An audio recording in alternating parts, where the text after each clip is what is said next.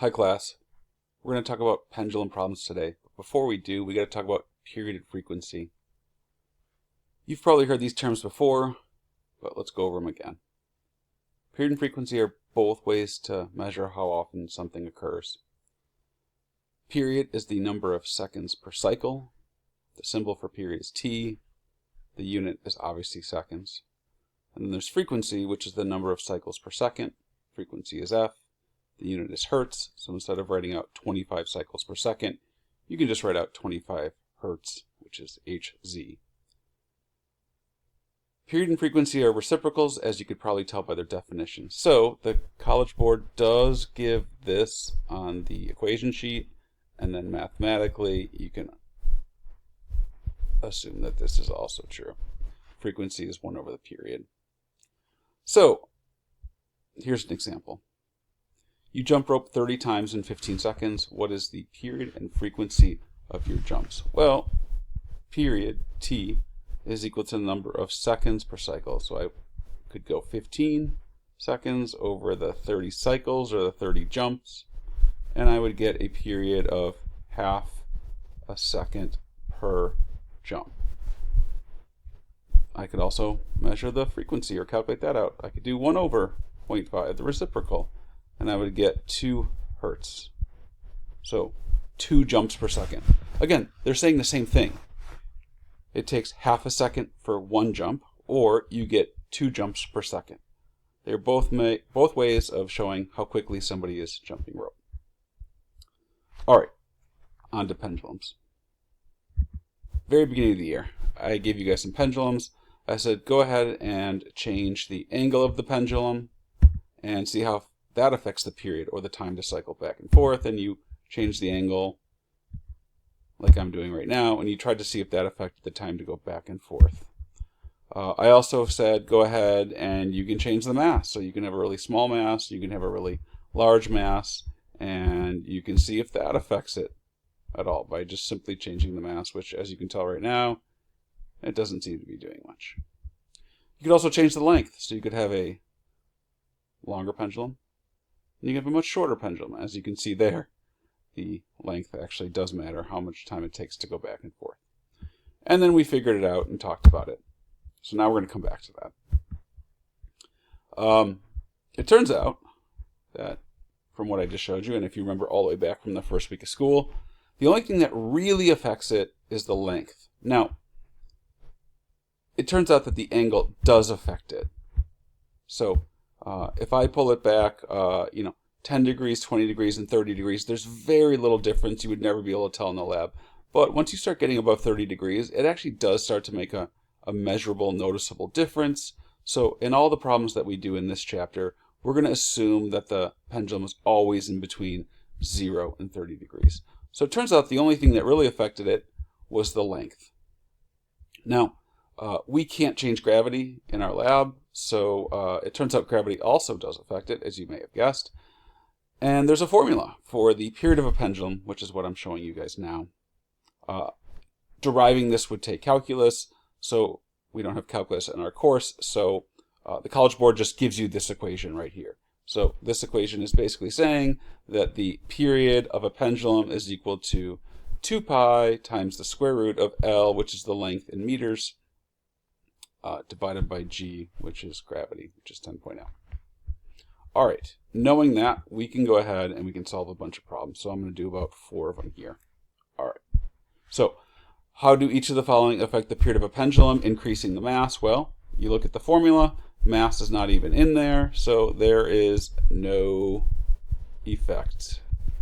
What happens if you increase the length? Well, L is in the numerator of that fraction there, so that'll make the period T go up.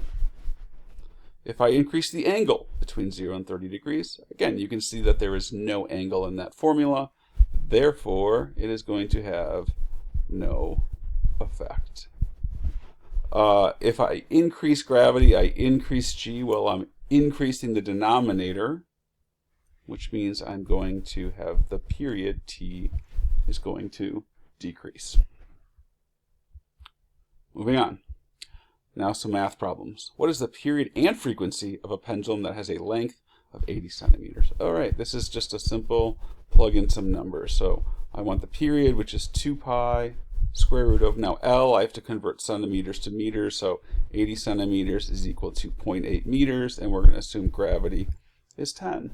And if we go ahead and we plug that into our formula, we get the period of a pendulum is 1.77 seconds. That we can calculate that out. There we go. And the frequency is going to be 1 over 1.177, which is going to get us 0.56 hertz. Next one, what length pendulum has a period of 1.5 seconds? All right, so now they give us the period, which is 1.5, and then we got 2 pi, and then we'll go L over 10. So we plug in our numbers, and we have to do some algebra, so I would divide both sides by 2 pi. Remember to divide it by 2 pi in parentheses on your calculator. Then I would probably square both sides, get rid of the square root, and multiply by 10. And if you do that algebra, you should double check to make sure that you know how to use your calculator correctly, because it's a little annoying on that problem. And you should get a length L equal to 0.57 meters. Next problem. These are these factor of change problems that they love to do in AP Physics 1. In fact, these are the most common problems when it comes to pendulums. So this one says if the length of a pendulum is quadrupled, how does that affect the period of the pendulum? Okay, well, whenever you do problems like this, you can always just get rid of any constants. So 2 pi is a constant, it's about 6.28, so we can ignore that. And then for the variables, well, L, the length, is quadrupled, so quadrupled is 4 times more. And then for any other variables that are in there, like in this case G, you just make it 1.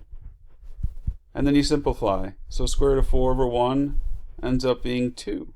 So you actually get 2 times the period by having 4 times the length of a string.